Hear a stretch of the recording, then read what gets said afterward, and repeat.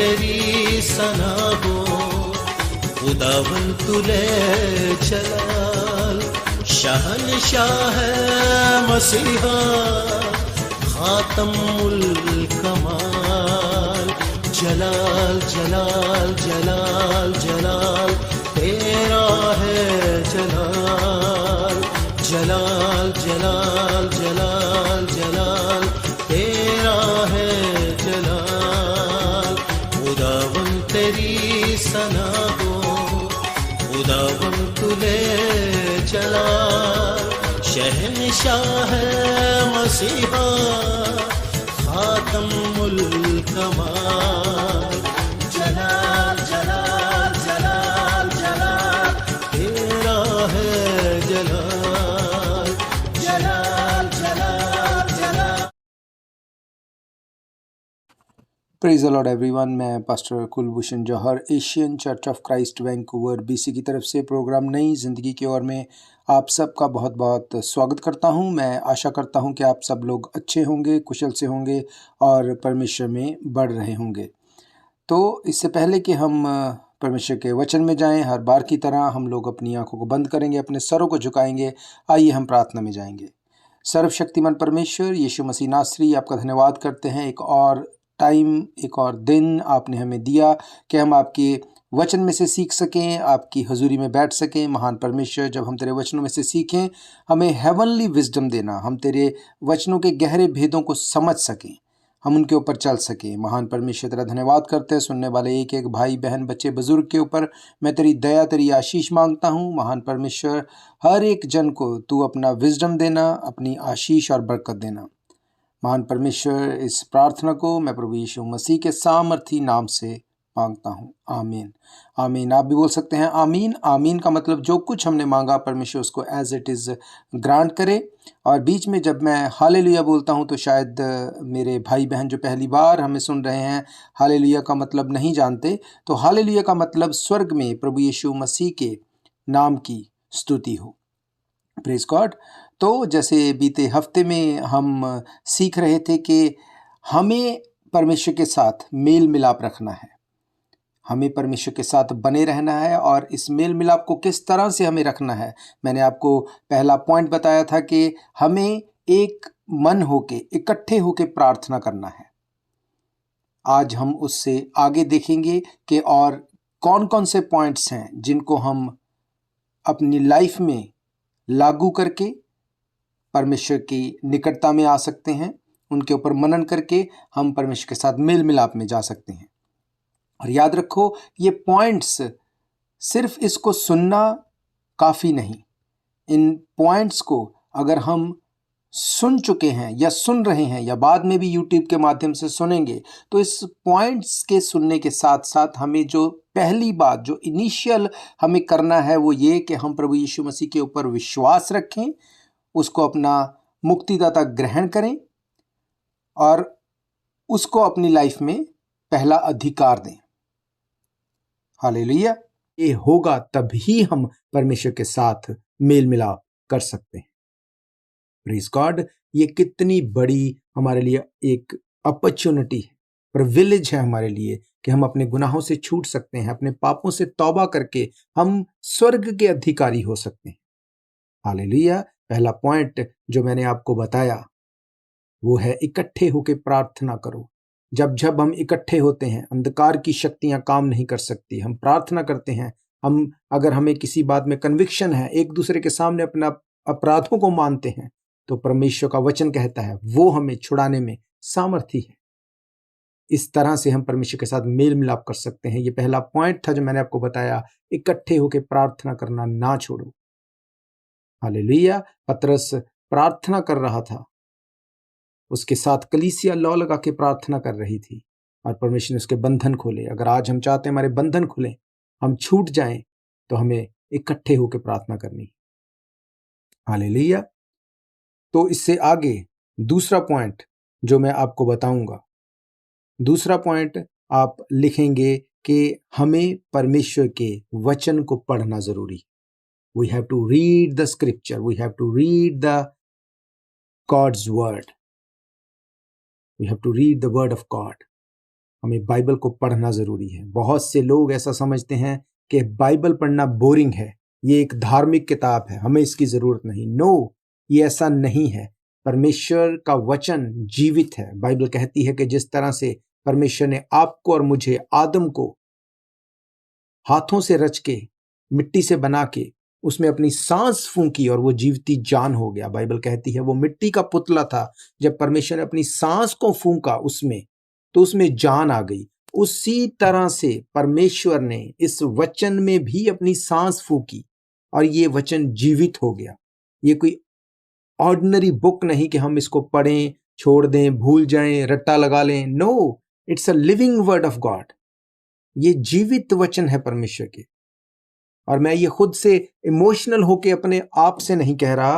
अगर आप मेरे साथ खोलेंगे 2 तिमुथियुस उसका 3 अध्याय, अगर उसकी आप 15 आयत से पढ़ेंगे, वहां पे लिखा है, और बचपन से पवित्र शास्त्र तेरा जाना हुआ है, जो तुझे मसीह पर विश्वास करने से उद्धार प्राप्त करने के लिए बुद्धिमान बना सकता है। संपूर्ण पवित्र शास्त्र परमेश्वर की प्रेरणा से रचा गया और उपदेश और समझने और सुधारने और धर्म की शिक्षा के लिए लाभदायक है। हालेलुया। ताकि परमेश्वर का जन सिद्ध बने और हर एक भले काम के लिए तत्पर हो जाए। संपूर्ण पवित्र शास्त्र परमेश्वर की प्रेरणा से सांस फूंक के रचा गया है। हालेलुया। हमें इस बात को समझना है कि हमें इकट्ठे होकर प्रार्थना करनी है और प्रार्थना हमें वचन में से करनी है। अगर हम प्रार्थना करने वाले हैं पर हम वचन में से प्रार्थना नहीं करते तो वो प्रार्थना उतनी इफेक्टिव नहीं होगी। बाइबल बताती है कि वचन में से की गई प्रार्थना इफेक्टिव होगी। क्यों? क्योंकि परमेश्वर ने खुद इस वचन को लिखवाया और वो अपने लिखवाए हुए से बाहर नहीं जा सकता। हालेलुया। बाइबल हमें बताती है, भजन संहिता अगर हम पढ़ें उसका 138 चैप्टर, उसकी 2 आयतें अगर आपके लिए मैं पढ़ूं तो वहां पे लिखा है, मैं पूरे मन से तेरा धन्यवाद करूंगा, देवताओं के सामने भी मैं तेरा भजन गाऊंगा, मैं तेरे पवित्र मंदिर की ओर दंडवत करूंगा और तेरी करुणा और सच्चाई के कारण तेरे नाम का धन्यवाद करूंगा, क्योंकि तूने अपने वचन को अपने बड़े नाम से अधिक महत्व दिया। हालेलुया। ये बहुत इंपॉर्टेंट है कि अगर हम परमेश्वर के सामने वचनों को लेके जाएं और प्रार्थना करें।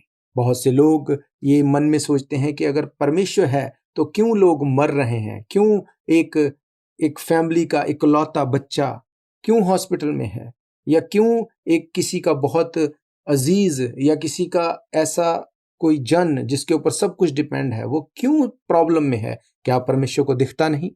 ऐसा नहीं है। बाइबल कहती है कि तू संकट के दिन मुझसे प्रार्थना कर तो मैं सुन के तुझे उत्तर दूंगा। अगर आप परमेश्वर के वचन को जानते नहीं और आप बेफजूल परमेश्वर के साथ अगर बहस करेंगे, उसका कोई फायदा नहीं। आप परमेश्वर के ऊपर केस नहीं कर सकते, उसको किसी भी तरह से आप बोल नहीं सकते कि तूने ऐसा क्यों नहीं किया, मैं तेरे साथ ऐसा कर दूंगा। No, he is the lord of lord. पर बाइबल बताती है कि अगर तुम अपनी प्रार्थना को वचनों के थ्रू मेरे पास लेके आओगे, मैं तुम्हारी प्रार्थना का उत्तर दूंगा। बाइबल कहती है अपने प्रमाण को लेके आओ वचनों के थ्रू। बहुत से लोगों को ये लगता है कि वचन जरूरी नहीं, पर मैं आपको एक बात बताना चाहता हूं। अगर आपकी लाइफ में कोई गवाही बनी या आपने किसी की गवाही देखी, ये आपको इनकरेज तो कर सकती है, पर याद रखो जो गवाही आज बनी, टाइम निकल जाएगा, आप उसे भूल जाओगे। परमेश्वर ने आपको हील किया, अभी आप बहुत एक्साइटेड हैं, या किसी की हीलिंग देखी, आप बहुत एक्साइटेड हैं। हर संडे, हर थर्सडे आप चर्च में गवाहियां सुनते हैं। परमेश्वर किसी को किसी भयंकर बीमारी से आजाद कर रहा है, किसी की किसी तरह से वो हेल्प कर रहा है, किसी को कोई छुटकारा दे रहा है। क्या आप जानते हैं कि कितनी गवाहियां अब तक हो चुकी हैं? क्या आपको सब गवाहियां याद हैं? क्या हर एक उस भाई या बहन जिसको परमेश्वर ने हील किया या डिलीवर किया या उसकी लाइफ में छुटकारा दिया, क्या आपको वो सब याद हैं? क्या अपनी लाइफ की सब चीजें आपको याद हैं? नो। जब टाइम निकलता है हम भूल जाते हैं। पर अगर हम वचन पढ़ेंगे, बाइबल में एक बात लिखी कि विश्वास जो है वो सुनने से, और सुनना मसीह के वचन के द्वारा होता है। अगर हम मसीह का वचन सुनेंगे मीन्स पढ़ेंगे। बहुत से लोग सिर्फ सुनते हैं, ये भी सही नहीं है, क्योंकि किसको सुनना है ये भी आपको देखना पड़ेगा। आप हर किसी को नहीं सुन सकते। हर किसी की टीचिंग फर्क हो सकती है, कोई अपनी बात को किसी तरह से रख सकता है, कोई किसी तरह से, पर अगर आप खुद वचन को पढ़ेंगे तो परमेश्वर का वचन आपसे बात करेगा। He is a living word. परमेश्वर का वचन जीवित है। जब ये वचन खुलता है, बाइबल कहती है जब ये वचन खुलेगा तो प्रकाश होगा, और जहां प्रकाश होगा, जहां पर रोशनी होगी, वहां पर अंधकार नहीं रह सकता। यीशु मसीह ने कहा मैं जगत की ज्योति हूं, पर जब वो आसमान में उठाया गया उसके बाद उसने क्या कहा? तुम जगत की ज्योति हो। पहले उसने कहा मैं जगत की ज्योति हूं, सब कुछ उसके थ्रू बनाया गया, पर अब यीशु मसीह फिजिकली बॉडी में यहां पे नहीं है, तो उसने कहा तुम जगत की ज्योति हो। अब हम लोग हैं जो जगत की ज्योति हैं, और ज्योति जहां होगी वहां प्रकाश, जहां होगा वहां पे अंधेरा नहीं रुक सकता। और उसने कहा प्रकाश तेरे वचन के खुलने से होता है। हालेलुया। अगर किसी को आप सुन रहे हैं, ये अच्छी बात है, पर अगर आप खुद परमेश्वर की आवाज को सुनना चाहते हैं, अगर आप खुद से एक ऐसा रेमा वर्ड आप लेना चाहते हैं जो आपको लगे कि हाँ परमेश्वर ने ये मेरे साथ बोला, तो आपको वचन पढ़ना पड़ेगा, आपको वचन के ऊपर मेडिटेट करना पड़ेगा। अगर आज आपकी बॉडी में कोई तकलीफ है, आप बीमारी में हैं, आप किसी प्रॉब्लम में हैं, अगर आपने किसी की गवाही सुनी और आपके साथ वैसा नहीं हो रहा, तो आप डिस्करेज हो सकते हैं, आप उससे पीछे हट सकते हैं, आप परमेश्वर को बुरा भला बोल सकते हैं। पर जब आपने वचन को पढ़ा होगा, तो जब भी आपके साथ प्रॉब्लम होगी, आप देखेंगे कि वचन क्या कहता है। बाइबल कहती है कि तेरे कूड़े खाने से मैं चंगा हो चुका हूं। बाइबल कहती है तेरे पास 1000, तेरे दाहिने हाथ 10,000 गिरेंगे, शैतान तुझे छू नहीं सकेगा। बाइबल कहती है तू बच, तेरा घराना बचाया जाएगा। यहोशू कहता है मैं इस बात को डिसाइड करता हूं कि मैं और मेरा घराना परमेश्वर को सर्व करेंगे। जब आपको ये वचन पढ़े होंगे, आपको पता होगा, और जब आपको पता होगा तो आप उन वचनों को निकाल के उनके थ्रू प्रेयर करेंगे, और आप शैतान, अंधकार की शक्तियां, इन सब को टूटते हुए देखेंगे। जब यीशु मसीह परीक्षा में गया तो शैतान उसकी परीक्षा करने आया। बाइबल कहती 40 दिन के बाद जब वो भूखा था, शैतान ने आके बोला कि पत्थर को बोल रोटियां बन जाए, अपने आप को नीचे गिरा दे। बहुत सी और टेम्पटेशन को लेके आया। प्रभु यीशु मसीह ने उसको इमोशनल होकर नहीं बोला कि ऐसा नहीं है, तू जानता है मैं परमेश्वर का पुत्र हूं, या मैं अभी आसमान से आग गिरा के तुझे साबित करके दिखा सकता हूं। नो, उसने कहा वचन में ऐसा लिखा है कि तू अपने पिता, अपने परमेश्वर की परीक्षा ना करना। वचन में लिखा है इंसान सिर्फ रोटी से नहीं, पर हर एक वो वचन जो परमेश्वर के मुंह से निकलता है उसको लेके वो जीवित रह सकता है। हालेलुया। इसका मतलब वचन, वर्ड ऑफ गॉड बहुत इंपॉर्टेंट है हमारी लाइफ में। हालेलुया। अगर भजन संहिता 107 आप देखें, उसमें लिखा है कि वो अपने वचन को भेज के चंगा करता है। भजन संहिता 107 और उसकी 20 आयत अगर देखें, वहां लिखा है वे अपने वचन के द्वारा उनको चंगा करता है, और जिस गड्ढे में वो पड़े हैं उससे वो निकालता है। हालेलुया। वचन आपको हर चीज से जो आपकी लाइफ में डिस्टर्बेंस लेके आती है छुड़ा सकता है, वो आपको बचा सकता है। ऐसी पावर है उसमें। और ये मैं आपको ऐसे ही नहीं बोल रहा, बाइबल में बहुत सी ऐसी एग्जाम्पल्स हैं। आप सब लोग जानते हैं जब 12 साल से लहू बहने वाली औरत, जिसने कहा कि जब यीशु मसीह को मैं छू लूंगी, उसके पल्लू को, उसके शॉल को मैं छू लूंगी तो मैं चंगी हो जाऊंगी। यीशु मसीह के बारे में उसने ये कैसे जाना? बाइबल एक बात बताती है कि कुछ भी अपने आप नहीं होता, अगर कुछ होता है उसके पीछे एक रीजन होता है। कैसे वो 12 साल से लहू बहने वाली औरत दूर जगह पे यीशु को ढूंढते हुए उसको छूने के लिए चली गई। अगर आप इमेजिन कर सकते हैं आज की डेट में कोई ऐसा हो, अगर वो बीमार पड़ा है, वो 12 साल से थी, अगर कोई 12 दिन से भी बीमार हो और किसी को कहा जाए कि तू जा फलानी जगह पे जाके तू अपने इलाज के लिए चला जा या चली जा, तो वो नहीं जाएगा। उसको ठोस जब तक कुछ प्रमाण नहीं होगा वो नहीं जाएगा। कैसे ये स्त्री चली गई? ये इसलिए नहीं गई कि किसी ने उसको बोला कि तू चली जा। वो वचन को पढ़ने वाली थी, वो जानने वाली थी वचन के बारे में। उस वक्त में पूरी बाइबल तो नहीं थी, पर जो कुछ भी परमेश्वर के वचनों के लिए दिया गया था वो उसको जानती थी। मलाकी की किताब अगर मैं आपके लिए पढ़ूं, उसका 4 अध्याय, वहां पे लिखा है, क्योंकि देखो वे धधकते हुए भट्टे का सा दिन आता है जब सब अभिमानी और सब दुराचारी लोग अनाज की खूंटी बन जाएंगे, और उस आने वाले दिन में वे भस्म हो जाएंगे कि उनका पता तक ना रहेगा। सेनाओं का यहोवा का यही वचन है, परंतु तुम्हारे लिए जो मेरे नाम का भय मानते हैं, धर्म का सूर्य उदय होगा और उसकी किरणों के द्वारा तुम चंगे हो जाओगे और तुम निकलकर पाले हुए बछड़े के समान कूदोगे और फांदोगे। हालेलुया। यहाँ पे जो जो वर्ड जो यूज हुआ है कि तुम उसकी किरणों के द्वारा, किरणों का अगर इब्रानी भाषा में मतलब देखें तो उसका मतलब होता है कनप, KANAPH। कनप का मतलब है विंग ऑफ द गवर्नमेंट। उसके पल्लू को, उसके शॉल के पल्लू को छूना, यही वचन वो स्त्री जानती थी, वो लेडी जानती थी और उसने उस वचन को पकड़ा और उसको पता था कि यीशु मसीह वो है जिसके बारे में लिखा गया है। यीशु मसीह वो है जिसके पल्लू को मैं छू लूंगी और चंगी हो जाऊंगी। वो गई अपने घर से, कितनी दूर वो गई होगी, और जैसे ही लिखा है उसने उसको छुआ, वो चंगी हो गई। और यीशु मसीह ने आत्मा में जान लिया, उसने कहा किसने मुझे छुआ है? और उसके चेलों ने कहा है गुरु तू क्या बात करता है, कितनी भीड़ तेरे ऊपर गिरी पड़ती है, तू पूछता है किसने मुझे छुआ?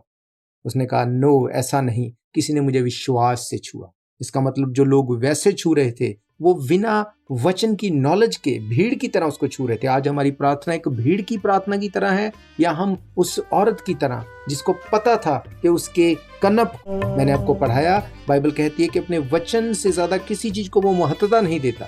वो इमोशनल परमेश्वर नहीं, उसने सब कुछ पूरा करके हमारे हाथ में दिया। उसने कहा अब जो मेरे आज्ञाओं को मानेगा वो बचाया जाएगा। उसने कहा मैंने तुम लोगों के लिए एक सिस्टम को बनाया, सिस्टम सेट किया, उसको फॉलो करो, इकट्ठे होकर प्रार्थना करना ना छोड़ो। तुम लोग वचन को पढ़ो, वचन में से प्रार्थना करो। अगर आप वचन को नहीं जानते तो आप वचन को पढ़ना शुरू करें, बाइबल आपसे बात करेगी। अगर आपको वचन नहीं पता आपकी प्रॉब्लम के लिए, आप हमारे नंबर के ऊपर 778889222250 आप इसके ऊपर कॉल करें। हम आपको बताएंगे कि आपकी प्रॉब्लम के लिए कौन सा वचन है, किस वचन को लेके आप प्रार्थना कर सकते हैं। और आप यकीन करिए, जब आप यीशु मसीह के ऊपर फेथ करके उन वचनों को क्लेम करके प्रार्थना करेंगे, आप हील होंगे, आप डिलीवर होंगे, आप छुड़ाए जाएंगे, आपके बच्चे छुड़ाए जाएंगे, आपका घराना सेव होगा, आप नरक की आग से बचाए जाएंगे, आप स्वर्ग के अधिकारी होंगे यीशु मसीह के नाम से। हालेलुया। उसने कहा कि तुम मेरे वचन और मेरी सामर्थ को जानते नहीं, इसलिए तुम लोग भूल में पड़े हो। आज हमारी भूल ये है कि हमें पता ही नहीं कि बाइबल क्या कहती है। हम इमोशनल प्रेयर्स करते हैं, परमेश्वर मैं इतनी देर से इस चीज के लिए वेट कर रहा हूं, मेरी हेल्प कर। परमेश्वर मुझे घटी है, मेरी हेल्प कर। परमेश्वर मैं बीमार हूं, तू जानता है, मेरी हेल्प कर। हाँ, वो जानता है, बाइबल कहती है वो जानता सब कुछ है, पर वो देगा नहीं जब तक तुम मांगोगे नहीं। उसने कहा मांगो तो तुम्हें दिया जाएगा, खटखटाओ तो तुम्हारे लिए खोला जाएगा। अब मांगने का मतलब ये नहीं अपनी लिस्ट लेके चले जाएं, मांगने का मतलब हम उसके वचन में से जाएं, और अगर जो कुछ मांग रहे हैं उससे उसकी महिमा हो रही है या नहीं, ये बहुत इंपॉर्टेंट बात है। क्योंकि बाइबल कहती है जो कुछ तुम मेरे पिता से मेरे नाम से मांगोगे वो तुम्हें देगा, ताकि उससे पिता के नाम की महिमा हो। अगर हमारी किसी भी प्रॉब्लम के सॉल्व होने से पिता की महिमा होती है, वो जरूर करेगा।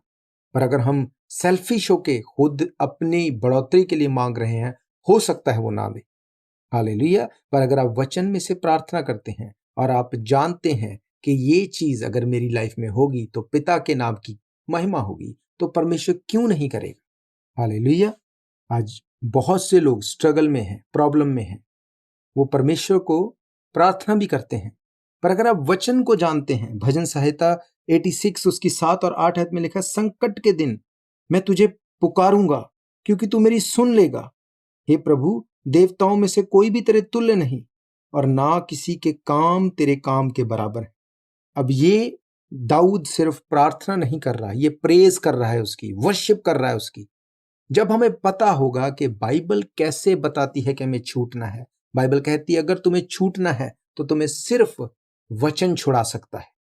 और वचन कहता है कि जब तुम उसके सामने जाओ तो नाचते हुए, झूमते हुए, आराधना करते हुए, मीन्स अगर तुम वर्शिप करते हुए जाओगे तो वो तुम्हारी प्रार्थना को सुनेगा। वर्शिप का मतलब सिर्फ गीत गाना नहीं, ये सिर्फ एक पार्ट है वर्शिप का। वर्शिप का मतलब तुम्हारा दिल आनंदित हो, तुम उसके सामने अपने उतरे हुए मुंह को मत लेके जाओ, तुम उसको प्रेज करो, पहले उसके नाम की बड़ाई करो, उसको बोलो कि तू परमेश्वर है, तू सेनाओं का यहोवा है, तू राजाओं का राजा है, तू मेरा रचने वाला है, तूने मुझे बनाया है, तूने मुझे छुड़ाया है, पिछली विपत्तियों से छुड़ाया। मैं आज भी जीवित हूँ, मेरी लाइफ की गवाहियां इस बात की गवाही देती हैं। मैंने गवाहियां सुनी हैं, तू अपने लोगों को छुड़ाता है, तू अपने लोगों को चंगा करता है, तू कितना भला है। जब हम उसकी प्रेज करते हैं, लिस्ट हमारी ये नहीं होनी चाहिए कि हमें ये चाहिए, राशन लिस्ट नहीं। जब हम प्रेज की लिस्ट लेके जाते हैं और जब हम प्रेज कर लेते हैं, उसके बाद हम अपनी प्रार्थना को रखें कि परमेश्वर अब तू मुझे हील कर, परमेश्वर मुझे डिलीवर कर, परमेश्वर मेरी ज़रूरत को भी पूरी कर,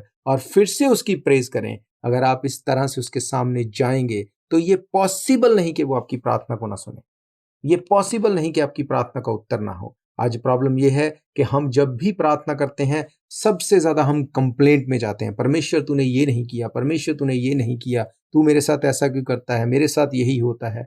परमेश्वर इमोशनल नहीं, या परमेश्वर आपकी धमकियों से डरेगा नहीं। हालेलुया। उसने हमारे लिए सिस्टम बनाए हैं। उसने कहा मैंने तुम्हारे साथ प्रतिज्ञा की है, मैंने तुम्हारे साथ ऐसी प्रतिज्ञाएं की हैं कि तुम लोग अपनी सड़ाहट से छूट जाओ। इसका मतलब परमेश्वर ने वो सिस्टम बनाया है कि तुम छूट जाओ। आदम ने पाप किया, हम सब लोग पाप में फंस गए। आदम ने उस फल में से, ईव ने उसको दिया, खाया, और हम लोग पापी बन गए। आदम को परमेश्वर ने मरने के लिए नहीं बनाया था, बीमारियों में जाने के लिए नहीं बनाया था, उसको शैतानी चीजों में फंसने के लिए नहीं बनाया था। और जब खुद से आदम और हवा ने अपनी चॉइस को लिया और परमेश्वर के अगेंस्ट पाप किया, तो ये सब चीजें आ गई। उसके बाद भी परमेश्वर ने आते ही उनको मारना या भगाना शुरू नहीं किया। उसने कहा आदम तू कहाँ है। क्या परमेश्वर नहीं जानता था वो कहाँ है? वो जानता था, पर वो चाहता था कि वो कन्फेस करे। हालेलुया। आज हम लोग जानते हैं सब कुछ, परमेश्वर भी जानता है सब कुछ, पर बाइबल कहती वो अपने वचन से बाहर आके कोई काम नहीं करे। हालेलुया। पुराने नियम में हम बहुत सी ऐसी गवाहियों को देखते हैं। नए नियम में हम जानते हैं, मरकस की इंजील में हम पढ़ते हैं किस्सा जहां पे एक व्यक्ति जिसमें सेना मीन्स बहुत सी 5,000 10,000 दुष्ट आत्माएं थी उसमें, जब उसने यीशु मसीह को आते देखा तो वो चिल्लाने लगा, और यीशु मसीह ने जब उसमें से दुष्ट आत्माओं को निकाला, जो कि बहुत थी, सेना वहां पे लिखा है, बहुत सी दुष्ट आत्माएं थी, तो उसने कहा कि जब यीशु मसीह ने उसको बोला कि मैं तुम्हें अथाह नरक में, अथाह कुंड में जाने का हुक्म देता हूं, उसने कहा नो, हमें अथाह कुंड में मत भेज, दूर जगह पे सूअर कोई चरा रहा है, हमें उन सूरों में जाने की तू अनुमति दे। यीशु मसीह ने उनको उन सूरों में भेज दिया। अब उस सूअर चराने वाले का क्या फॉल्ट था उसमें? दुष्ट आत्माएं जो सूरों में चली गई और वो सब के सब जाके गिर गए और मर गए और खत्म हो गए, उसमें सूअर चराने वाले की कोई गलती नजर नहीं आती। पर अगर आप वचन को पढ़ेंगे, वचन बताता है कि सूअर चराना व्यवस्था के अगेंस्ट था, पाप था। जब तुम वचन के अगेंस्ट जाओगे तो परमेश्वर भी नहीं बचा सकता, क्योंकि बाइबल कहती है वो अपने वचन से बाहर जाके कोई काम नहीं करता। जब तुम बाड़े को तोड़ोगे तो सर्प डसेगा, बाइबल कहती है। पर हमें पता कैसे होगा कि कौन सा वचन सही है या नहीं है? उसके लिए एक ही हमारा सोर्स है, वो है बाइबल। जब हम बाइबल को पढ़ेंगे, जब उसके ऊपर मेडिटेट करेंगे, तो हमें पता चलेगा कि बाइबल ऐसा कहती है। आज मैं आपको बताना चाहता हूं, बहुत से ऐसे लोग हैं जो स्ट्रगल कर रहे हैं अपनी इमिग्रेशन में, स्ट्रगल कर रहे हैं अपने फाइनेंस में, स्ट्रगल कर रहे हैं अपनी बॉडी में, अपनी लाइफ में। और अगर आप उनको देखो, उनकी लाइफ बहुत, वो सही से चलते हैं, वो बड़े ईमानदार हैं, वो बहुत अच्छी लाइफ स्पेंड करते हैं, पर फिर भी ऐसा क्यों? बाइबल एक बात कहती है, डिटरॉनमी व्यवस्था विवरण उसका 5 अध्याय अगर आप देखें, उसकी 16 आयत में लिखा, अपने पिता और अपनी माता का आदर करना, जैसा कि तेरे परमेश्वर यहोवा ने तुझे आज्ञा दी है, जिससे जो देश तेरा परमेश्वर यहोवा तुझे देता है उसमें तू बहुत दिन तक रहने पाएगा और तेरा भला होगा। हालेलुया। अब ये वचन अगर हमें पता होंगे तो हम लोग किसी भी तरह से अपने माता पिता की अनाज्ञाकारिता नहीं करेंगे, हम रिस्पेक्ट करेंगे उनकी। आज सब कुछ सही कर रहे हैं लोग, पर माँ बाप के लिए कोई रिस्पेक्ट नहीं है ना। माँ बाप के लिए किसी भी तरह से, उस तरह से दिल में रिस्पेक्ट नहीं है, आदर नहीं है, भला करने के लिए नहीं है। एक जिम्मेवारी समझ के हो रही है बात, पर दिल से। पर उसने कहा, बाइबल कहती है कि तू उनका आदर करना, उनकी आज्ञा मानना, उनका ख्याल रखना, तो तू जिस देश में तुझे मैंने भेजा है, रखा है, उसमें बहुत दिनों तक रहने पाएगा और तेरा भला ही होगा। आज हम स्ट्रगल कर रहे हैं, पर हम जानते नहीं कि बाइबल क्या कहती है कि तू अपने माँ बाप को कैसा आदर देना। जब हम इस वचन को पढ़ेंगे और हम इस वचन के अनुसार अपने माँ बाप के लिए आदर करेंगे, उनके लिए रिस्पेक्ट रखेंगे, नो मैटर व्हाट, अगर हम उनको दिल से रिस्पेक्ट करेंगे, और रिस्पेक्ट मीन्स उनके लिए फाइनेंशियली भी सपोर्ट में रहेंगे। सिर्फ प्यार मतलब ये नहीं सिर्फ मुंह से प्यार बोलो, उनकी हर जरूरत का ध्यान रखेंगे। तो वचन कहता है कि जिस देश में तू रह रहा है बहुत दिनों तक रहने पाएगा और तेरा भला ही होगा। पर अब प्रॉब्लम यह है, हमें पता ही नहीं कि बाइबल में ये वचन लिखे हैं। वो क्यों नहीं पता? क्योंकि हम पढ़ते नहीं। और पढ़ते क्यों नहीं? क्योंकि हमें बताया ही नहीं गया। मैं आपको जो बता रहा हूं, आप ब्लेस्ड होंगे अगर इसको आप सुन के इसके ऊपर चलेंगे। पहला पॉइंट मैंने आपको बताया, इकट्ठे होकर प्रार्थना करना ना छोड़ो। दूसरा पॉइंट जो मैंने आपको बताया कि आपको परमेश्वर के वचन से प्रेम करना है। बाइबल कहती है कि ये वचन जीवित हैं और ये हमारे शुद्ध रहने का, छूटने का, हमारे प्रॉस्पर रहने का, हमारे छुटकारे पाने का आधार है। हालेलुया। आज हम जब वचन नहीं जानते, हम अपनी तरफ से गलत चीजों को रिलीज करते हैं। जब हम गलत चीजों को बोलते हैं, जब वचन गलत रिलीज हो गए तो परमेश्वर भी कुछ नहीं कर सकता। हालेलुया। उसने कहा मैं सामर्थी हूं तुम्हें छुड़ाने के लिए। हालेलुया।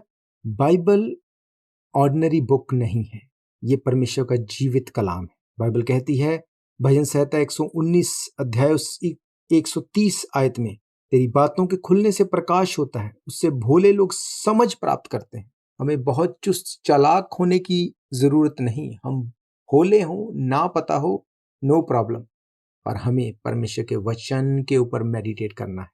वचन में से की गई प्रार्थना को परमेश्वर ऑनर करता है। यिर्मयाह की किताब में लिखा है, यहोवा मुझे चंगा कर तब मैं चंगा हो जाऊंगा, मुझे बचा तब मैं बच जाऊंगा, क्योंकि मैं तेरी ही स्तुति करता हूं। क्या आप और मैं आज परमेश्वर की स्तुति करते हैं, उसकी वर्शिप करते हैं? उसके सामने मुंह उदास करके तो नहीं जाते, अपनी प्रेयर लिस्ट लेके ही तो नहीं पहुंच जाते। क्या हम दिल से उसकी रिस्पेक्ट करते हैं? क्या हम उसको बोलते हैं, परमेश्वर मेरे शरीर को चंगा कर, मैं तेरा काम करूंगा, मेरे फाइनेंस को सुधार, मैं तेरी सपोर्ट करूंगा, तेरे काम की सपोर्ट करूंगा। परमेश्वर को किसी के पैसे की सपोर्ट की जरूरत नहीं, पर अगर हम उसके लिए कुछ करते हैं तो ये हमारे लिए प्रिविलेज है, क्योंकि वो किसी का कुछ भी नहीं रखता। अगर आप अपना 10 मिनट, 15 मिनट, आधा घंटा, 1 घंटा परमेश्वर के लिए निकालते हैं तो वो आपकी लाइफ में वो ऐड करेगा 100 गुना, वो आपको बढ़ाएगा। अगर परमेश्वर के लिए आप किसी तक सुसमाचार को लेके जाते हैं, उसने कहा अगर तू मेरा काम करेगा मेरा पिता तेरा आदर करेगा। और अगर मैं और आप एक दूसरे का आदर करें तो आप सोच सकते हैं वो किस स्टैंडर्ड का होगा। पर अगर परमेश्वर किसी का आदर करेगा तो वो कैसा करेगा? अगर परमेश्वर किसी का आदर करेगा तो वो छुड़ाएगा भी, वो बचाएगा भी, वो आपको ऐसी जगह के ऊपर रखेगा कि अंधकार की शक्तियां, शैतान की कोई युक्तियां, उसके जलते तीर आप तक पहुंच भी ना पाएं। हालेलुया। उसने कहा हे यहोवा मुझे चंगा कर तब मैं चंगा हो जाऊंगा। उसने ऐसा नहीं कहा कि मैं तो प्रॉफिट हूं, मुझे तो चंगा होना चाहिए, मैं तो तेरे लिए इतना काम करता हूं, मुझे तो भविष्यवाणियां करनी है, मैं तो ये हूं। नो, उसने कहा हे यहोवा मुझे चंगा कर तब मैं चंगा हो जाऊंगा, मुझे बचा तब मैं बच जाऊंगा, क्योंकि मैं तेरी ही स्तुति करता हूं। उसने कहा मुझे बचा। मैं परमेश्वर का दास होने के नाते ये प्रार्थना करता हूं, ये घोषणा करता हूं कि आप लोग बच चुके हैं, आप लोग छुड़ाए जा चुके हैं, आप लोग अंधकार की शक्तियों के नीचे नहीं होंगे। तेरे पास 1000, तेरे दाहिने हाथ 10,000 गिरेंगे, वो तेरे पास ना आएगा। बाइबल कहती उसके जलते हुए तीर तुझे कोई हानि ना पहुंचा सकेंगे, उसके जलते हुए तीरों को तू बुझा देगा। होगा कैसे ये होगा अगर आप वचन को जानते हैं, अगर आप वचन में से प्रार्थना करते हैं। वर्ड ऑफ गॉड की क्या इंपॉर्टेंट है हमारे लाइफ में। बाइबल कहती है कि ये एक बीज की तरह है। परमेश्वर का वचन एक बीज है, और बीज जब बोओगे तो वो 100 गुना फलों को लेके आएगा। और बाइबल बताती है कि जब यीशु मसीह के ऊपर कबूतर उतरा तो कबूतर का खाना बीज है, और कबूतर पवित्र आत्मा की नहीं उतरा। जब पवित्र आत्मा आप अपने ऊपर लेना चाहते हैं, उसके फलों को लेना चाहते हैं, तो आपके पास बीज होना चाहिए। जब कबूतर बीज को देखेगा तो वो आएगा, खाली हाथ वो उड़ जाएगा। जब आप वचन का बीज लेके जाएंगे, पवित्र आत्मा लाइफ में काम करेगा, वो वरदानों को लेके आएगा, वो गिफ्ट्स काम करेंगे। और वचन कहता है जिसके पास वो वरदान होंगे, वो गिफ्ट्स होंगे, वो राजाओं के सामने रास्तों को खोल देगा। हालेलुया। आपके रास्ते खुले राजाओं के सामने, मेरी ये प्रेयर है आज। आप परमेश्वर के वचन को सीरियसली लें। आप परमेश्वर के वचन के द्वारा छुड़ाए जा चुके हैं और अब छुड़ाएंगे लोगों को, मेरा फेथ है। आप वचन को पढ़ें, वचन के ऊपर मेडिटेट करें, और अगर आपका कोई भी क्वेश्चन है, कोई भी डाउट है, आप बिना किसी डिले के हमारे नंबर के ऊपर कॉल करें और हम पवित्र आत्मा की मदद से हम आपको पूरी तरह से बताने की ट्राई करेंगे और बाकी पवित्र आत्मा आपको लीड करेगा। हालेलुया। और अगर आप मिस कर देते हैं वर्ड ऑफ गॉड को इस रेडियो के माध्यम से, तो आप हमारे यूट्यूब चैनल के ऊपर जा सकते हैं, Asian Church of Christ Vancouver BC।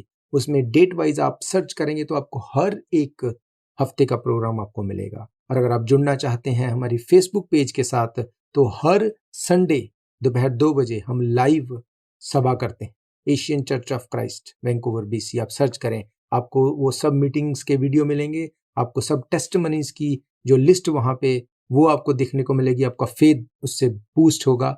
और अगर आपकी कोई भी प्रेयर रिक्वेस्ट है, आपका कोई भी कंसर्न है, आप जरूर से हमें कांटेक्ट करें और हमारा परमेश्वर आपको सेम नहीं रहने देगा। हालेलुया। आइए हम अपनी आंखों को बंद करेंगे, अपने सरों को झुकाएंगे, हम प्रार्थना में जाएंगे। सर्वशक्तिमान परमेश्वर यीशु मसीह नासरी, मैं आपका धन्यवाद करता हूँ। आप अच्छे सच्चे जीवित परमेश्वर हैं, दया करने वाले हैं। आपने हमारी लाइफ में सब कुछ दिया, आपका धन्यवाद करते हैं। खुदा आपका शुक्र करते हैं इस रेडियो प्रोग्राम के लिए। मैं आपका धन्यवाद करता हूँ, इसके माध्यम से हम तेरे लोगों तक रीच आउट कर पा रहे हैं। वचन बताता है हम अंतिम दिनों में हैं और अंतिम दिनों में हम जितना हो सके वचन का प्रचार करें, क्योंकि हम नहीं जानते प्रभु यीशु मसीह कब बादलों पे आ जाएगा और वो अपने लोगों को उठा के ले जाएगा, और उसके बाद के दिन असहनीय योग होंगे, बाइबल कहती है। पिता परमेश्वर, इन मुश्किल दिनों में भी तू हम में से हर एक को खड़े रहने का फजल दे, तेरे वचनों को हम पढ़ सकें, इकट्ठे होकर प्रार्थना करना ना छोड़ें, और पिता परमेश्वर हम खुद ब्लेस्ड हों और दूसरों के लिए ब्लेसिंग का कारण बन सके। बाइबल कहती है कि अगर तुम लोग भले कामों को करते हुए, परमेश्वर के काम को करते हुए बढ़ोगे, तो अब्राहम ने जो ब्लेसिंग्स को लेना है तुम उसके भागी होगे। आज हम अगर रीच आउट कर पा रहे हैं इस माध्यम से, तो परमेश्वर के उस दिन में, उस न्याय के दिन में हम सब लोग मिलके अब्राहम की ब्लेसिंग्स के भी भागी होने वाले। खुदा बाप, तेरी इन प्रोमिसेस के लिए तेरा थैंक्स करते हैं, धन्यवाद कर। हम में से हर एक के साथ हो, हमारी मदद कर। यीशु मसीह के सामर्थी नाम से हम मांगते हैं, आमीन आमीन। आप भी बोल सकते हैं आमीन। आमीन का मतलब जो कुछ हमने मांगा परमेश्वर उसको एज इट इज रिलीज करे। तो आप सबको मैं ब्लेस करता हूं। अगले हफ्ते हम फिर मिलेंगे सुबह 7 बजे परमेश्वर की हजूरी में। और अगर आपकी कोई भी प्रेयर रिक्वेस्ट है, कोई कंसर्न है, आप हमारे नंबर के ऊपर जरूर भेजें और हम प्रार्थना करेंगे। और मेरा फेथ है परमेश्वर आपको छुएगा और सेम नहीं रहने देगा। और अगर आप ऐसे किसी भी भाई बहन बच्चे बुजुर्ग को जानते हैं जो अपने फूड में स्ट्रगल कर रहा है, उस तक आप इन वचनों को जरूर पहुंचाएं। उसको आप जरूर ये मैसेज दें कि वो हमारी चर्च जो कि फ्रेजर 51 एट वैंकूवर BC में है, वहां से अपने खाने को पिक कर सकता है। ये बिल्कुल फ्री ऑफ कॉस्ट है, इसका कोई चार्ज नहीं है।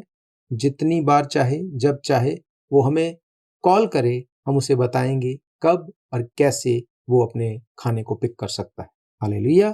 तो मैं जानता हूं ये वचन आपकी जिंदगी में काम करेंगे। और अभी हमने 2 पॉइंट्स को सुना है। इकट्ठे होकर प्रार्थना करना ना छोड़ो, परमेश्वर के वचन को अपनी लाइफ का आधार बनाओ, उसके वचन के साथ जुड़े रहो, उसको पढ़ो। नेक्स्ट वीक मैं तीसरे पॉइंट के लिए आपसे बात करूंगा। तो तब तक के लिए आप सबको प्रेज द लॉर्ड, जय मसीह की। God bless you all. हम फिर मिलेंगे परमेश्वर की हजूरी। शायद ये मौका होगा आखिरी, तुझको बुला रहा है नासरी।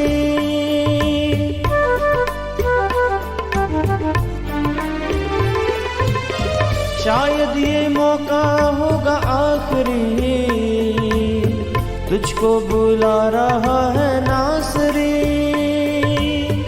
धोखा ही धोखा संसार है, प्रभु यीशु का सच्चा प्यार है। धोखा ही धोखा संसार है, प्रभु यीशु का सच्चा प्यार है। आजा